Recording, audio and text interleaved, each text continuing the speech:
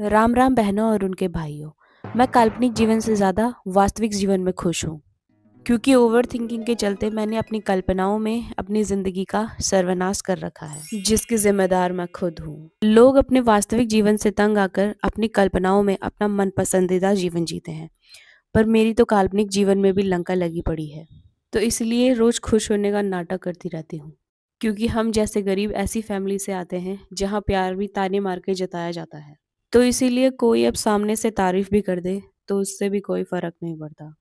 हर रोज जिंदगी झंडवा फिर भी घमंडवा का नारा लेते हुए दो चार असुरों के साथ कहीं भी निकल पड़ती हूँ। देखो, असुरों का नाम लिया ही था और ये प्रकट हो गए। जिंदगी में 80% खुश होने की वजह यही लोग हैं। बाकी 20% तो मुझे अपनी हरकतों पर ही हंसी आ जाती है। हम लोग कहीं भी कभी भी बिना शक्ल धोए निकल पड़ते हैं, क्योंकि हमें लगता है कि बाद में उम्र निकल जाती है, बाद में प्लान कैंसिल हो जाते हैं। इसलिए बात के भरोसे हमने अब चीज़ों को छोड़ना बंद कर दिया है।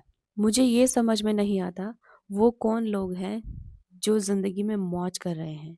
मैं तो साधारण से लोगों के साथ अपना साधारण सा जीवन व्यतीत कर रही हूँ, और इसी साधारण जीवन को मैंने अब best part of my life घोषित कर दिया है। कभी कभी तो ये सोच सोच कर आश्चर्यचकित हो जाती हूँ दोस्तों, कि जिंदगी की तमाम कठिनाइयों के बाद भी कोई इंसान ऐसे चिल मूड में कैसे रह सकता है। दिन ब दिन इतनी ढीठ होती जा रही हूँ कि अब समाज के चार लोग क्या कहेंगे उससे मुझे कोई फर्क नहीं पड़ता। फिलहाल आप इन फूलों की सुंदरता को देखो। देह को मंत्र मुग्ध कर देने वाली सुंदरता काश मेरे जीवन में भी होती। हर जगह एस्थेटिक फोटो वीडियो शूट करने की कोशिश करती रहती हूँ, पर जब शक्ल ही खराब हो तो कैमरे को क्या दोष दूँ। मिलिए बैडी दीदी से, जिन्होंने एस्थेटिक चूड़ियां ट्रेंडिंग झुमके खरीद खरीद कर अपने बटुए की हत्या कर दी है। अब दोनों दीदियों को हर जगह एस्थेटिक बनने का नाटक करने की आदत लग चुकी है। अब ये दीदी कह रही है कि ये शिजुका चाबी केस लिए बिना यहाँ से नहीं जाऊंगी। साथ ही साथ ये दीदी भी अंधों की श्रेणियों में अपना नाम दर्ज करवाना चाहती है, और इस दीदी को तो दुनियादारी से कोई भी मतलब नहीं है। बस थोड़ा वीडियो के चक्कर में एस्थेटिक चीजों को खरीदने का नाटक कर लेती हूँ, जिन्हें फिर वापस उनकी जगह पे रख के चली आती हूँ। आसपास इतनी भीड़ होने के बावजूद भी हमारी बकलौली यहाँ भी नहीं रुकती।